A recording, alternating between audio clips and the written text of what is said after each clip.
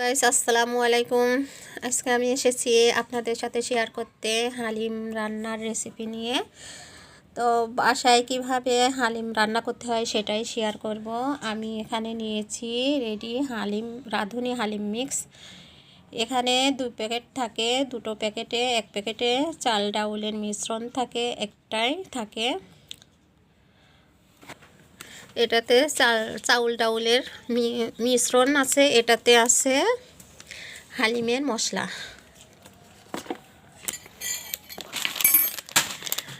এখানে আমি ফুটন্ত গরম পানি নিয়েছি। এখন এই পানির মধ্যে চাউল ডাউলের মিশ্রণগুলা দিয়ে দিব। এখন এটাকে আমি এর মধ্যে ভালোভাবে মিশিয়ে নিব।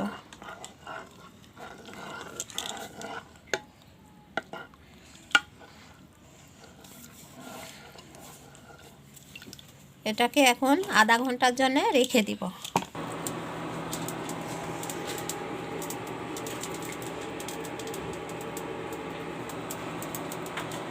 গাইস আমি এখন পেঁয়াজগুলো তেলের মধ্যে দিয়ে দিব।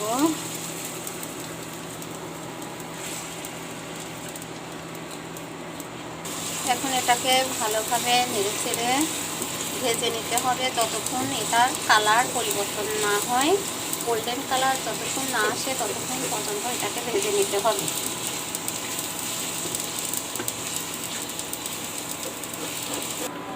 তো গাইস দেখুন পেঁয়াজের কালারটা গোল্ডেন কালার হয়ে গেছে। এখন আমি এগুলাকে উঠিয়ে নিব, অর্ধেকটা লাস্টে দিয়ে দেব। বেরেস্তানে আমি হাফ মগ তেল নিয়েছি, এখন তেলগুলা এর মধ্যে দিয়ে দিব।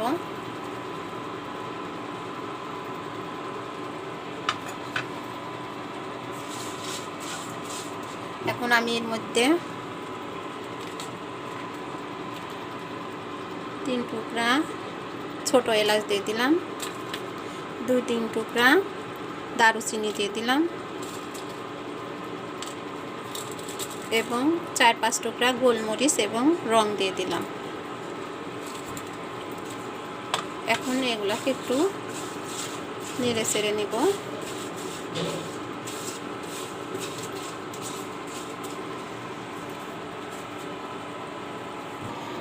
এখন আমি এর মধ্যে আদার পেস্ট দিয়ে দিচ্ছি 1 চা চামচ,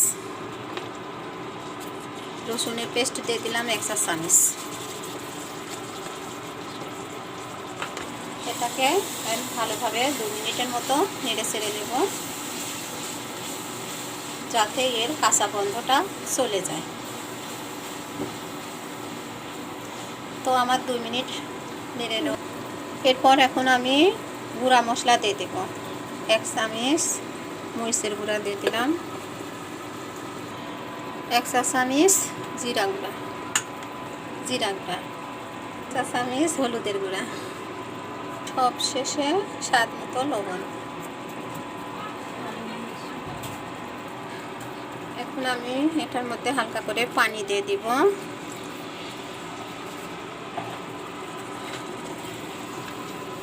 এটাকে ভালোভাবে কষিয়ে নিব। 2-3 মিনিট পর্যন্ত এটাকে কষিয়ে নিতে হবে, নেড়ে চেড়ে দিতে হবে ভালোভাবে।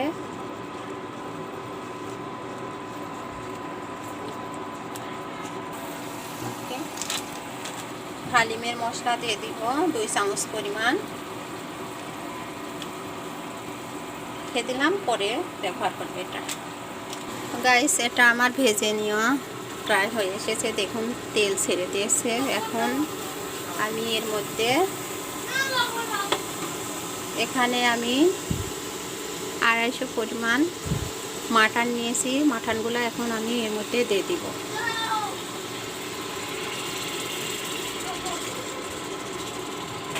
এটাকে ভালোভাবে কষিয়ে নেব, কষিয়ে নেওয়ার পরে ফিরে আসব। গাইস আমি এটাকে আমি আধা ঘন্টার মতো ভালোভাবে কষিয়ে নিয়েছি। আসলে সবাই কম বেশি সবাই হালিম খেতে পছন্দ করে, আমরাও খুব হালিম খেতে পছন্দ করি। হালিমটা সবাই হোটেলে গিয়ে খায়, হোটেলে গিয়ে না খেয়ে বাসায় নিজে হাতে বানিয়ে ফেলে অনেক মজা হয়। তাই আমি বেশিরভাগ বাসায় বানিয়ে খাওয়াই, মাঝে মাঝে শখ করে হোটেলে যাই।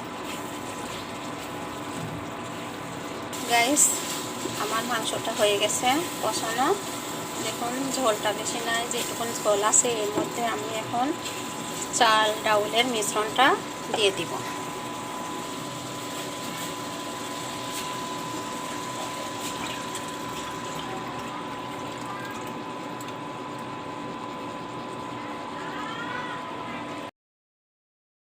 বাকি হালিমের মশলাটুকু রেখেছিলাম, তুলে রেখেছিলাম, সেটুকুন এখন দিয়ে দিব এর মধ্যে।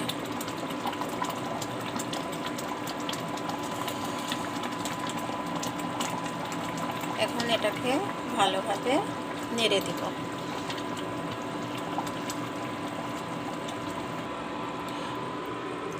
গাইস, আমার হালিমটা হয়ে গেছে রান্না করা। এখন আমি এটাকে নামিয়ে বাগার দিব।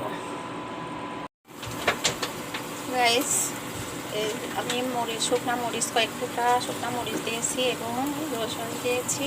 এটা গোল্ডেন কালার হয়ে গেছে। এখন এটাকে বাগার দিয়ে দিব।